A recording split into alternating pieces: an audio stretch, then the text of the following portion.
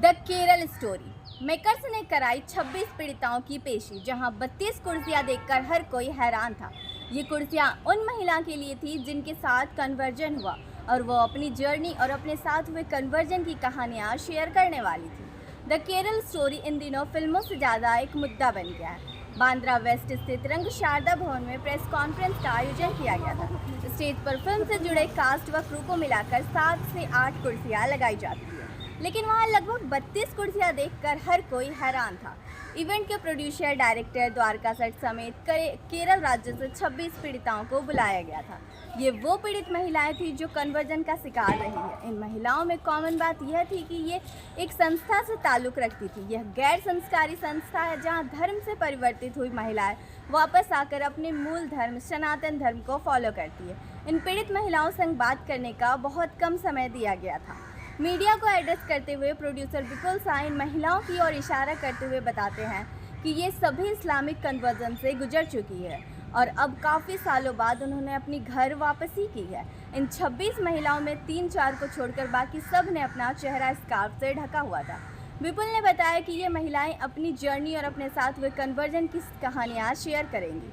फिर विपुल और डायरेक्टर सुदीप्तो सेन ने मिलकर इन महिलाओं को 51 लाख रुपए का चेक दिया, जो उनकी संस्था के नाम पर था। चेक देने के साथ साथ विपुल ने बाकी लोगों से भी आग्रह करते हुए कहा कि कोई भी चाहे तो संस्था को डोनेट कर सकता है। साथ ही उनसे ये वादा भी किया गया कि वे लगातार इस संस्थान की मदद के लिए तत्पर तैयार रहेंगे। जब उन पीड़ित महिलाओं में से एक श्रुति ने माइक लिया तो हमने सोचा कि उसकी कहानी शायद वो शेयर करने वाली है, लेकिन श्रुति अपनी आप बीती बताने के बजाय अपनी संस्थान और सनातन धर्म की बात करना शुरू कर देती है।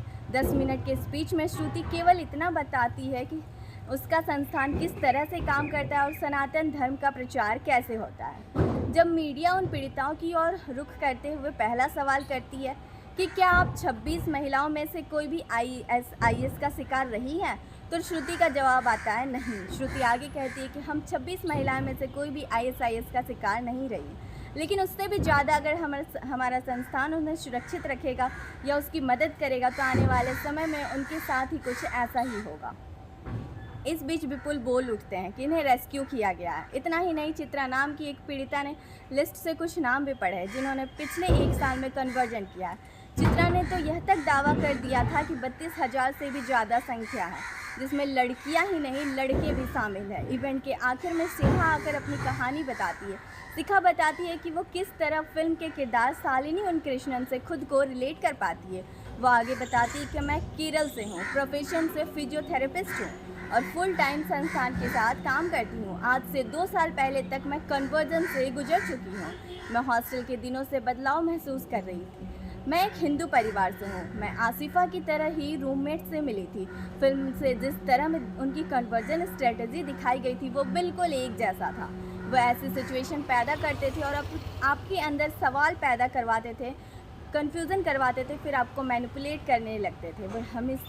वे हमेशा तमाम तरह से अपने धर्मों को लेकर सवाल करते थे। चूँकि मुझे अपने धर्म की जानकारी नहीं है तो मैं बेवश हो जाती थी। धीरे धीरे उन्होंने मेरे अंदर इस्लाम धर्म को घोल दिया था। वो कहती है अल्लाह ही एकमात्र गॉड है, उसके अलावा किसी को भी नहीं मानना चाहिए, वरना आप जहन्नुम में जाओगे। यही सच्चाई है। एक वक्त ऐसा हो गया था कि मैं यहाँ इन सब चीज़ों पर यकीन करने लगी थी। जो इस्लाम को नहीं मानता है वो काफिर है। मैं अपने धर्म से नफरत करने लगी। मैं अपने माँ बाप तक को नीची नज़रों से देखने लगी थी। मेरे माँ बाप के आंसुओं से फ़र्क ही नहीं पड़ता था मुझे। वो गिड़गिड़ाते और मैं नफ़रत से उन्हें देखती थी। एक वक्त ऐसा भी आया कि घर पर पूजा पाठ हो रही है और मैं अपने कमरे में बैठकर नमाज पढ़ रही थी। मेरी 4 साल की भतीजी को मैंने कमरे से धक्का मारकर निकाल दिया था क्योंकि वो मुझे परेशान कर रही थी। कोई धर्म आपको इतना एंटी ह्यूमन कैसे बना सकता है। 2018 तक मैं इस ट्रैप में रही और फिर वो रोने लगी।